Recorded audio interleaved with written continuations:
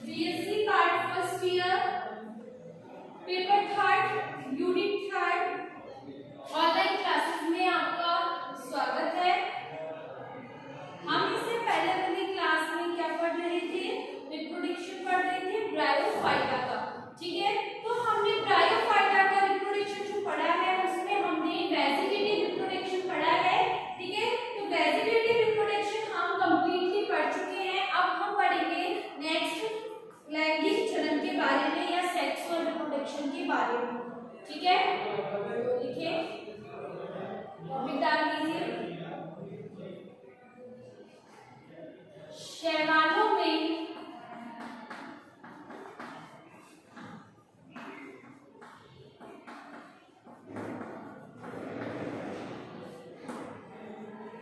लैंगिक जनन,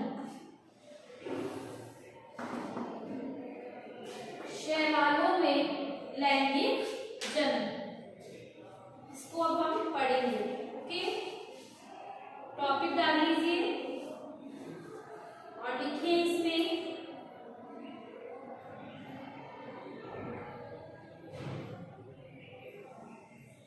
ब्रायोफाइटा का मुख्य पादप, ब्रायोफाइटा का मुख्य पादप युग्मोद्भिद प्रकार का होता है, युग्मोद्भिद प्रकार का होता है और इसमें विषम युग्मता पाई जाती है।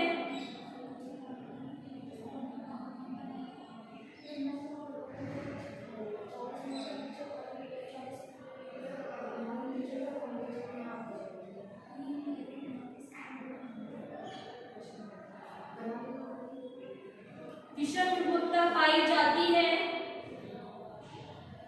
थैलस पर नर जननांग, थैलस पर नर जननांग पुंखानी तथा मादा जननांग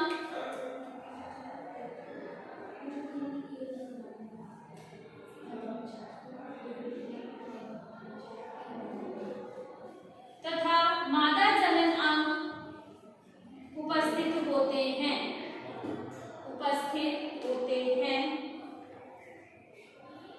ब्रायोफाइटा में एक लिंगाश्रयी और ब्रायोफाइटा में एक लिंगाश्रयी और उभय लिंगाश्रयी दोनों प्रकार के पादप होते हैं, दोनों प्रकार के पादप होते हैं। ठीक है, क्लियर ये। अब हम इसमें आगे जो नर जननांग है पुंखानी या एंथीरिया, इसके बारे में पढ़ेंगे। तो नेक्स्ट जो टॉपिक है आपका उसको डाल लीजिए पुंखानी की संरचना, पुंखानी की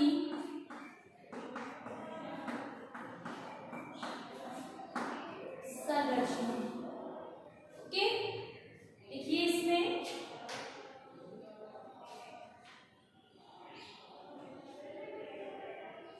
यह बहुकोशिकीय दीर्घ वृत्ताकार, यह बहुकोशिकीय दीर्घ वृत्ताकार और अंडाकार संरचना होती है, और अंडाकार संरचना होती है।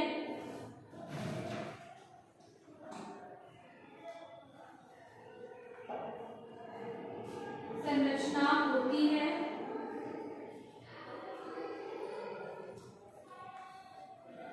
जिसमें छोटा तथा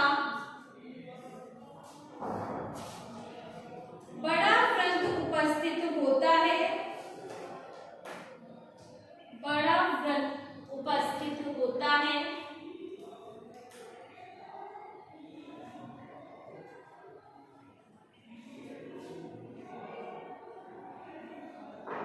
पुंखानियां एक कोशिका मोटे आवरण, पुंखानियां एक कोशिका मोटे आवरण से घिरी रहती है, से घिरी रहती है।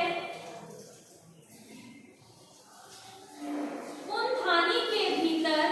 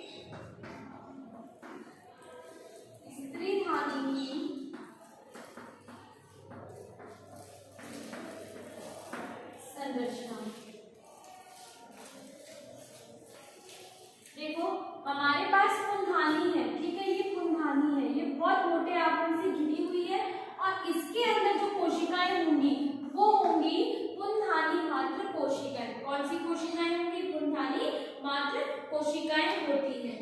ठीक है, इन कोशिकाओं से ही एक नए क्रोमैटिड का निर्माण होता है। जो कोशिकाएं होती है मदर सेल होती है, मदर सेल में ही कायांतर को हम बोलते हैं मॉर्फोसिस होकर के क्या बन जाती है? एक बायफ्लैजेला या द्विकशावी दो फ्लैजेला बन जाते हैं। दो फ्लैजेला किसमें काम आते हैं? लोकोमोशन या फिर गमन करने के। इस टाइप से दो फ्लैजेला होते हैं।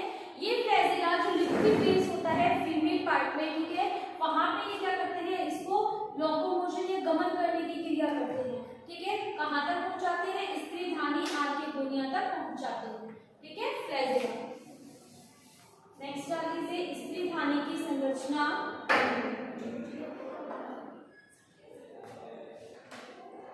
स्त्रीधानी की संरचना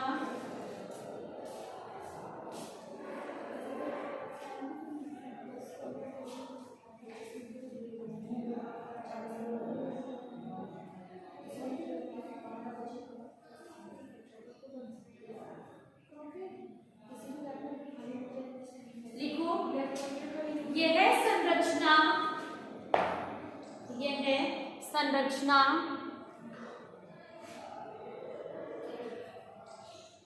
लंबी फ्लास्क के समान, यह संरचना लंबी फ्लास्क के समान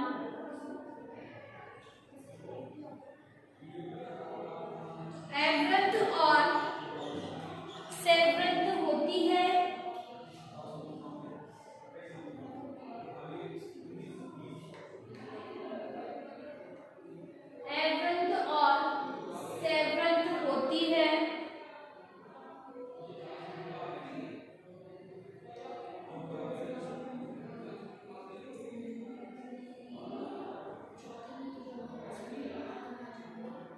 जिसका ऊपरी ग्रीवा का भाग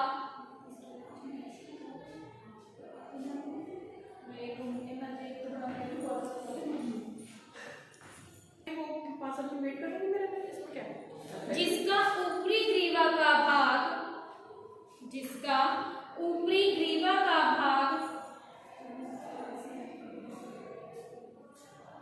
सकरा और अंडयुक्त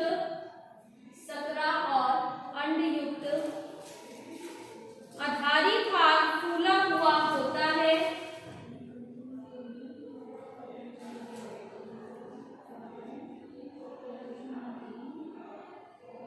फूला हुआ होता है।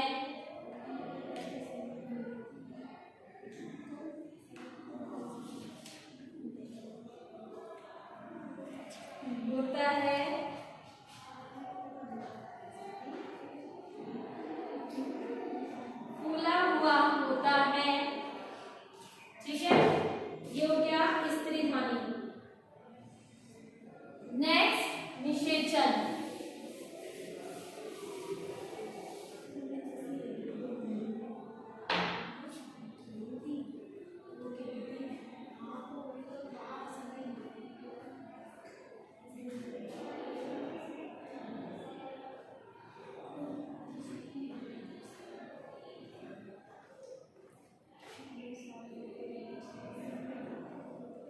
निषेचन नेक्स्ट टॉपिक डाल लीजिए, निषेचन। अब हम इसमें निषेचन पढ़ेंगे कि निषिद्धांत किस प्रकार बनता है।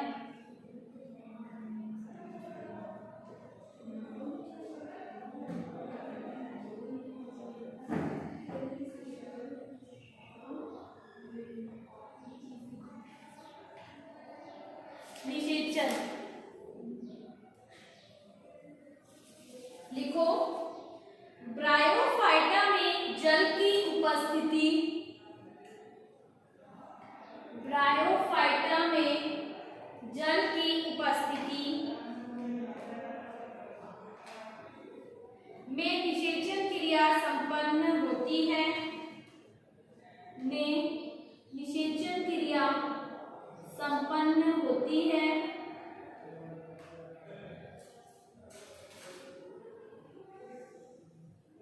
स्त्रीधानी के परिपक्व होने पर परिपक्व होने पर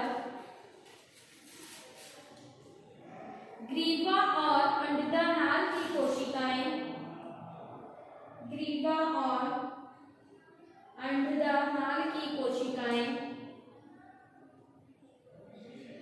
विघटित होकर श्लेष्मीय पदार्थ बना लेती हैं।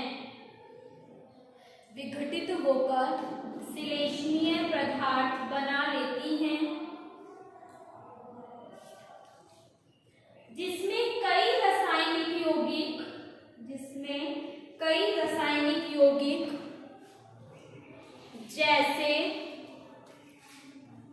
जैसे प्रोटीन,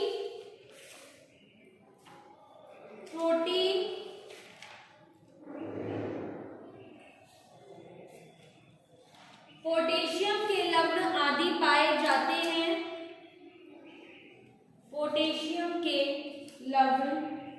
पाए जाते हैं।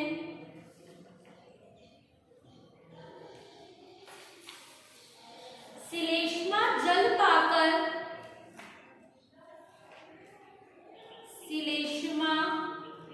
जल पाकर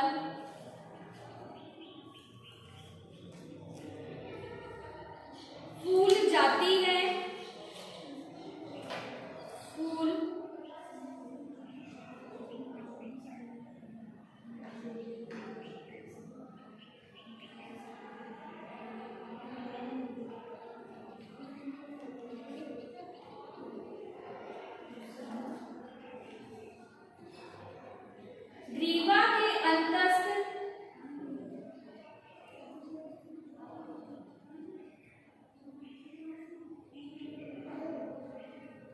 ग्रीवा के अंतस्थ सिरे पर आच्छद पर दबाव डालती है।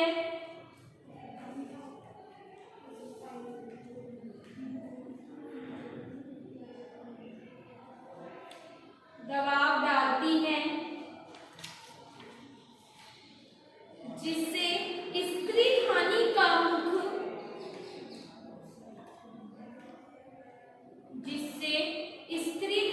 का मुख खुल जाता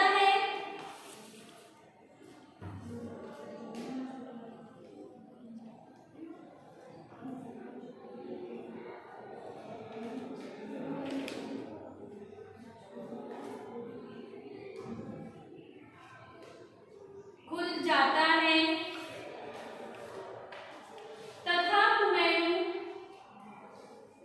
तथा पुमैणु अनुचलनी गति से कशाभिकाओं की सहायता से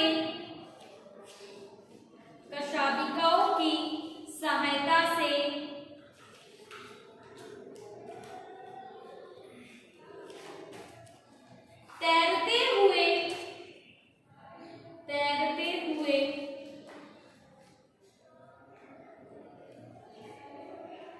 स्त्रीधानी के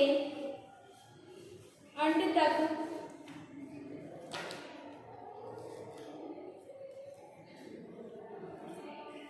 पहुंच जाते हैं।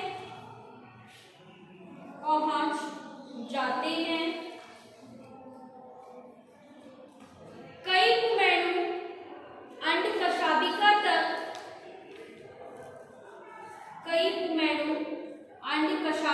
तक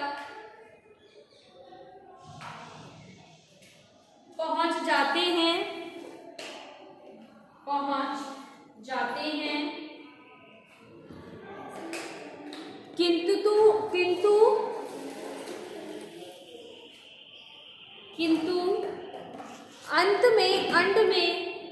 किंतु अंततः अंड में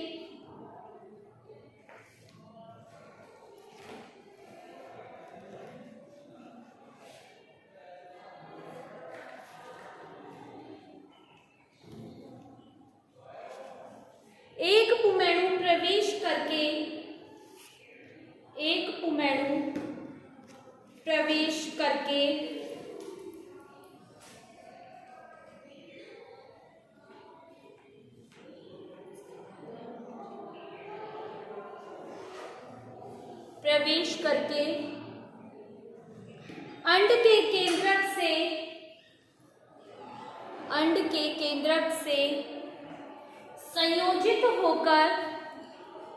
संयोजित होकर द्विगुणित युग्मनज बना लेता है। द्विगुणित युग्मनज बना लेता है।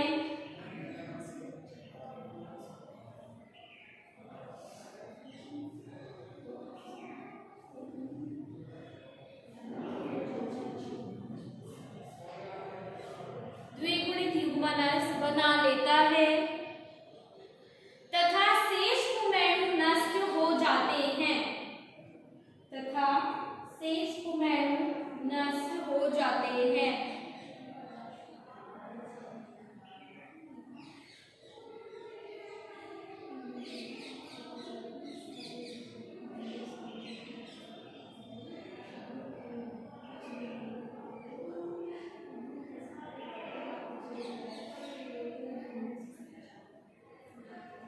निषेचन के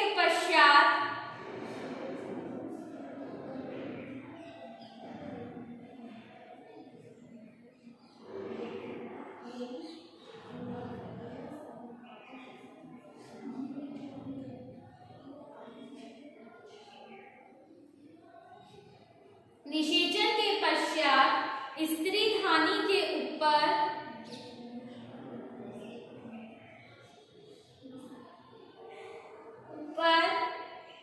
सकरा और अंडदार नाल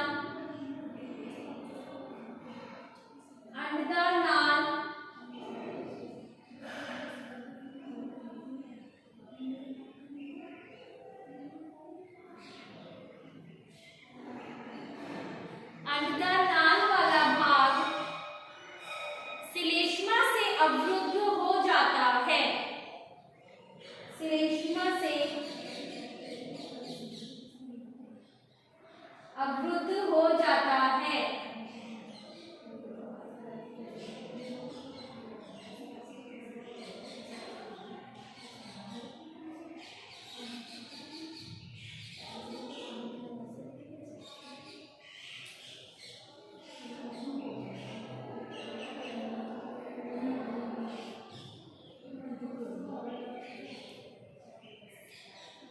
निषेचित अंड अपने चारों ओर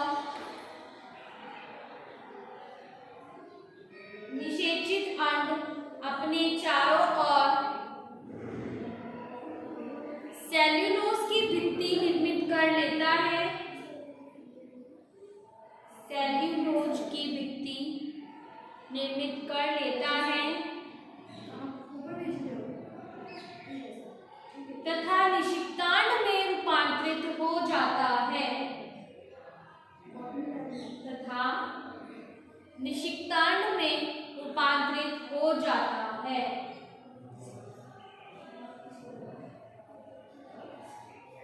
रूपांतरित हो जाता है।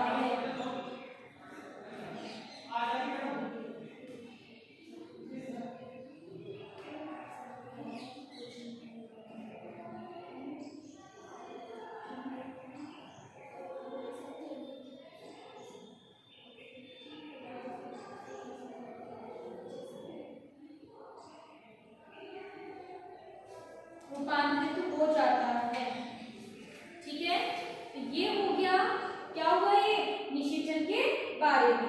अब हम इसमें अल्टरनेशन और जनरेशन देखते हैं पीढ़ी या एकांतरण पादपों में।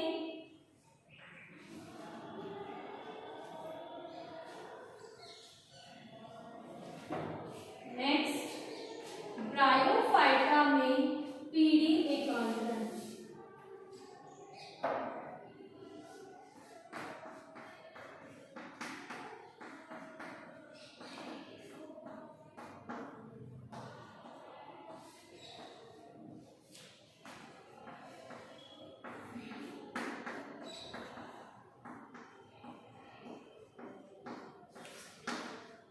ब्रायोफाइटा में कीड़ी एकांतरण।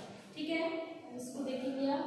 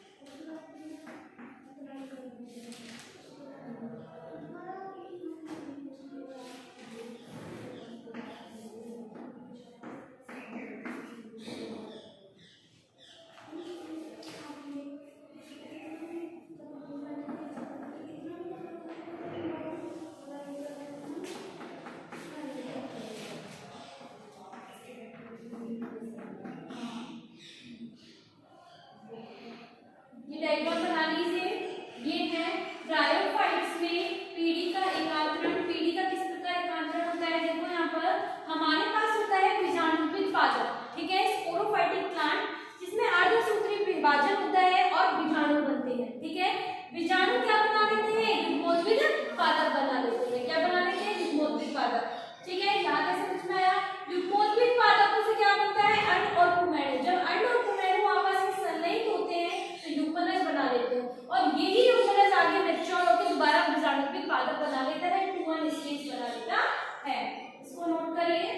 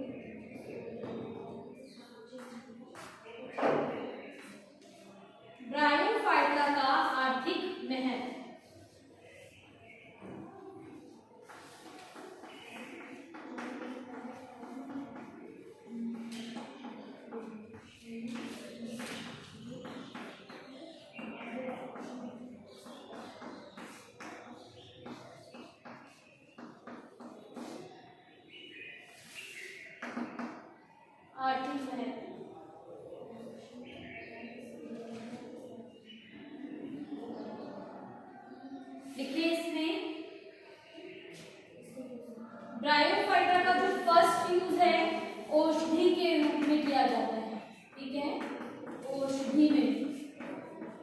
अब औषधि में किस किस में किया जाता है ये मैं आपको बता देती हूँ। इसका यूज दवाइयों में, इसमें दवाइयों में, एंटीबायोटिक्स में,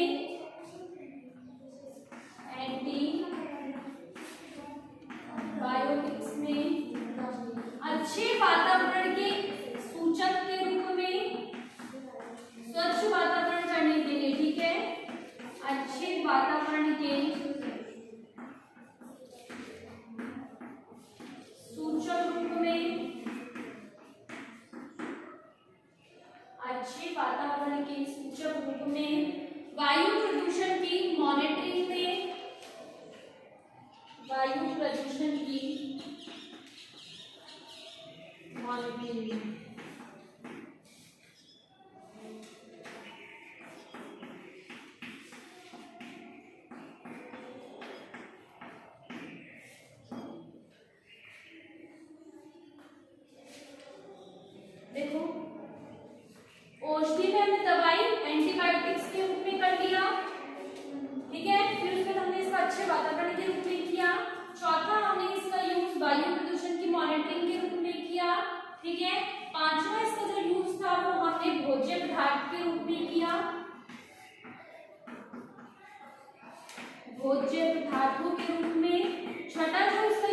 वो हमने ईंधन के रूप में भी किया।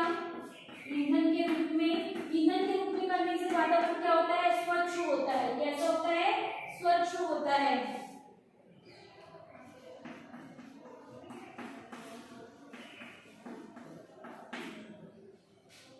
और सातवां जो इसका यूज था वो पैकिंग पदार्थ के रूप में, मतलब कि जो पश्चिमी इलाके होते हैं, ठीक है, पश्चिमी हिमालय क्षेत्र जैसे आलू बुखारा है, सेब है, ठीक है, इन फलों को पैकिंग करने के लिए भी हम ब्रायोफाइट्स का यूज करते हैं। आपने देखा होगा उनके नीचे एक क्रीम कलर की जो घास होती है, ठीक है, घास टाइप देखिए, तो वो क्या है, वो ब्रायोफाइटा है, ठीक है। तो उनकी पैकिंग करने के लिए भी हम किसका यूज कर रहे हैं, सेब का या आलू बुखारे का, ब्रायोफाइट्स का। तो यहाँ पे लिख लीजिए पैकिंग के रूप में,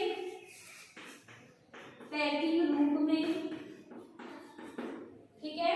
नेक्स्ट इसका मृदा अपरदन रोकने के लिए, जो हमारे पहाड़ी वाले एरिया होते हैं, पहाड़ी ढलान वाले क्षेत्र होते हैं, उसमें मृदा अपरदन को कम करने के लिए भी ब्रायोफाइट्स क्या होते हैं, सहायक होते हैं। ब्रायोफाइट्स की कुछ जातियां हैं, रोडोबायम, ठीक है, जो ढलानी पादपों में मृदा अपरदन को रोकने का कार्य करता है, ठीक है। हॉर्टिकल्चर में आठवां मृदा अपरदन में नवा, हॉर्टिकल्चर